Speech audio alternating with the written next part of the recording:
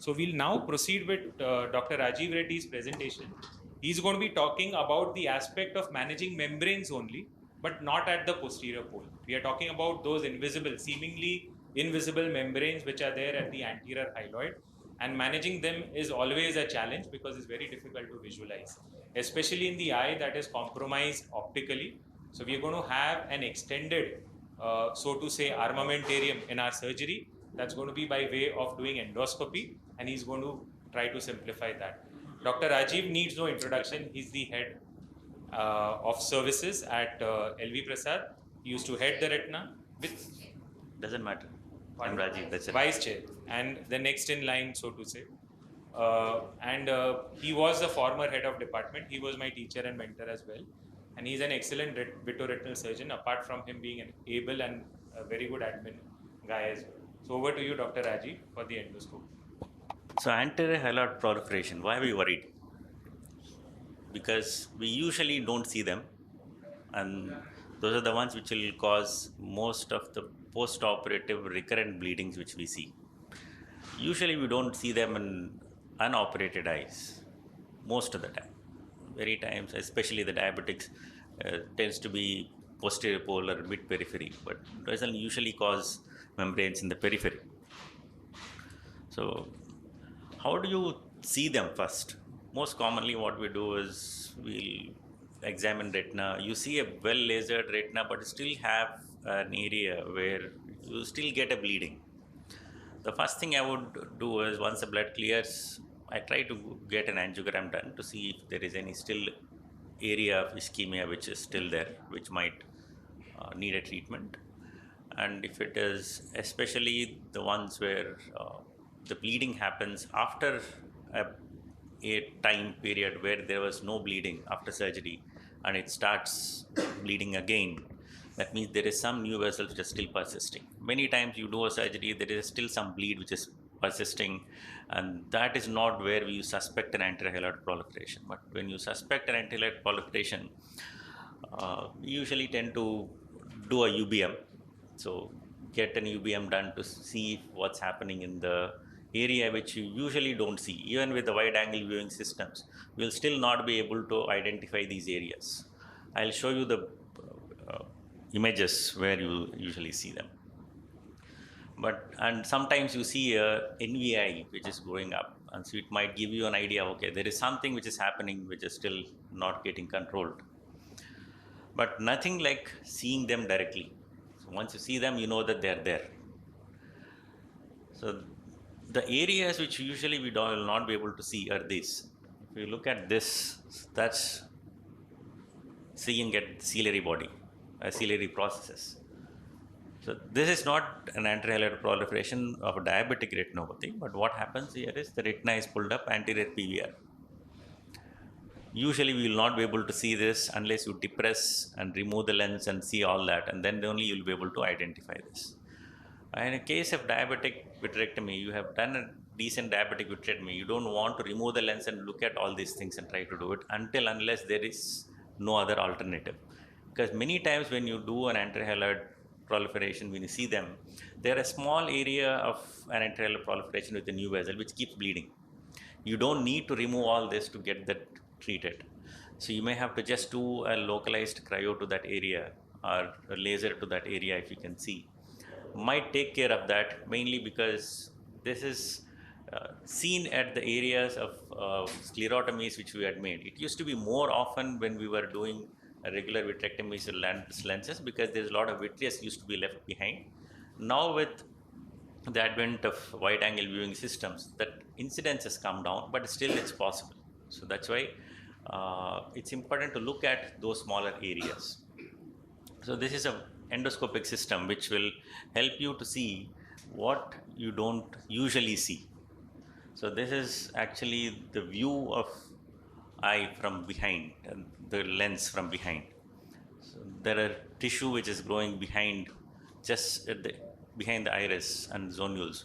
So you'll not be able to identify these things by regular viewing system. So that's where an endoscopic system comes into play. So what we're seeing here is, you can see, okay, hold on. Yeah. So This is how a regular viewing system works. So you see this angle, this is what is the retina which you can see. You need to see this area, this is where the anterior hyaloid proliferation is happening. You need to depress this and then try to see this area. So that is what is going to be difficult. So the endoscopic view is like this. The camera is here. You direct the camera wherever you want, you will see that area. So if you want to see the periphery, you direct the camera here, you will see this area. So that's the advantage. So if you see this image, this is the proliferation which is happening at ciliary body area. So this is useful not just in diabetic patients, even in the cases where you feel that there is a hypotony happening. You want to look at what is happening in the ciliary body area. That's the main advantage of having an endoscope, where it can be an additional tool. You might be doing a regular surgery using your 23 or 25 gauge surgery. You have a 23 gauge endoscope systems which can help you to use that as your light pipe. And whenever you want to see this area, you can actually see that by using an endoscope. So you have two views coming. One view is from your wide angle viewing system, another view is from an endoscope. So whenever you want to look at the areas which you cannot see usually with the regular viewing system, you can switch to this and then see them. So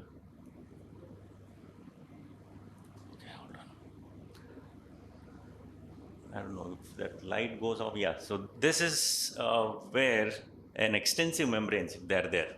So you see that that's a sclerotomy port which is seen there. See that? So the sclerotomy has gone through that proliferation area. So when I try to looking at it, so you will usually not be able to identify this area. So once you identify, you may have to cut them. So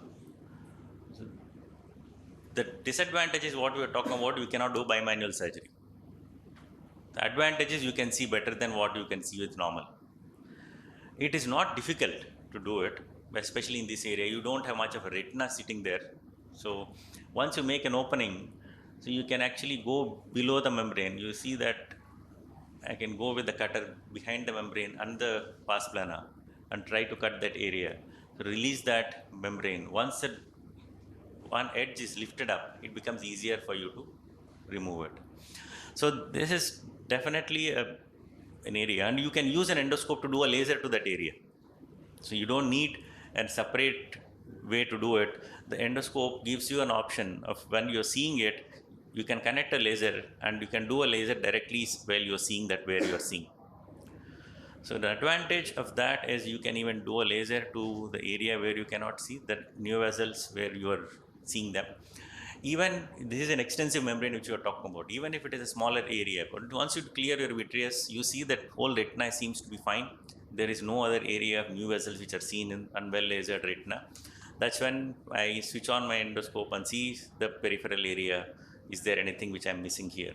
So the moment I see that, if suppose there is a smaller area, I might just do a laser. And if I see extensive area, that's when you get into a stage where you have to do a cutting of the membranes. So when it comes to cutting of the membranes, because you are working at the areas at ciliary body and zonules, so you may end up removing the lens, but not necessary that you have to remove the lens in all cases. So only the ones where there is an extensive membrane is causing, and then that's when we need to get into this. Because you cannot do a laser or cryo if there is an extensive membrane. That again will create a problem. So smaller areas, pinpoint small dot-like areas with the new vessels there, just do a laser. And the extensive areas, then you may have to go into a position where you have to remove the lens and do a vitrectomy. So that's the way of dealing with anterior proliferations, especially when you are not able to see them properly. Thank you. I can't talk much. Excellent. That was a good perspective that you get of endoscopy surgery. I don't think many of us do this here. Dr. Rajeev, I would like to know your view about how do you actually manage recurrent diabetic vitreous bleeds that we see commonly after surgery, when they keep bleeding every now and then. We don't realize where the source is, probably sitting at the anterior hyaloid surface. So that's what I was talking about. The moment I see a recurrent hemorrhage, especially recurrent, I will talk about, there is a gap between when you have done surgery and it is cleared and then again blood.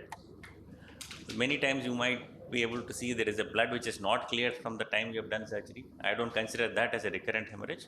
It's still possible, but I don't consider that as a new vessel which is still bleeding. Just like any other laser which you have done for your PRP, you don't consider uh, repeating the laser immediately again, because it takes some time for new vessels to regress anyway. So whenever there is a gap, I suspect there is something else which is happening. There are new vessels which are pending, or which need to be treated.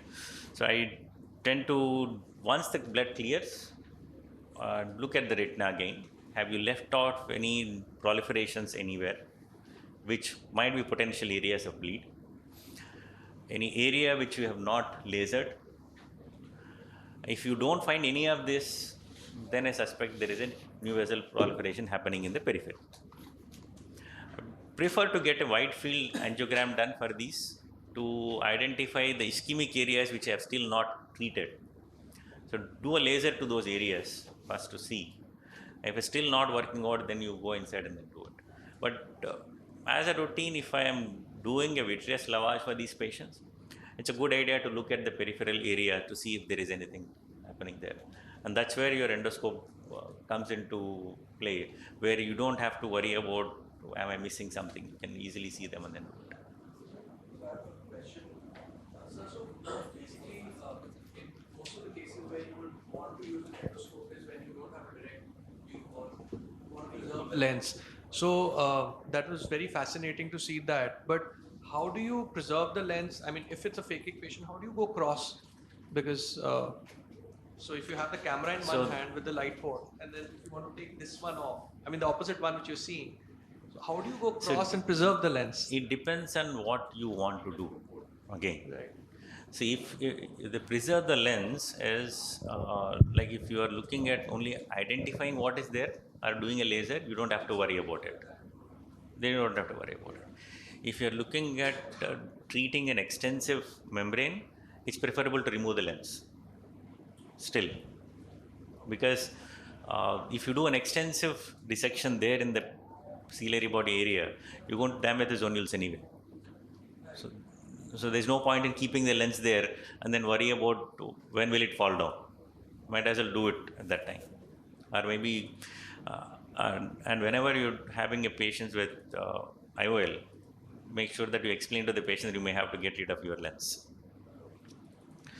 But if you're looking at only the areas where you just need to know, or maybe a minimal manipulation, you can always go with another port. Just like how you go for doing another side vitrectomy, with take your cutter onto the other side and then do it, you can still do it. And you don't need to go close to the retina to see that. You can direct it from here. The light goes there, camera captures. But you will get a smaller view. It's a bird's eye view, you will get it. Do you want to go see closely what's happening there? Then you have to go closer. The closer you go, you'll get a bigger magnification. That's what happens in endoscope. So you don't have to go close. You still have a curved probes, but they are larger in size. They are 19 gauge probes. So if you want, you can use it if you really are worried about the lens, but usually it's not required. Anyone else has a query for Dr. Rajeev? So you use this instead of your endolighter, or it's a separate port for the endoscope? No, it's an it's same. Instead of the you just endolight, put you your use 3 ports. Instead of using an endo illuminator, use your endoscope probe. Endoscope probe has a light and camera into it. Right. But is that as good? Like, so to do the rest of the vitrectomy? You can still do it. Okay.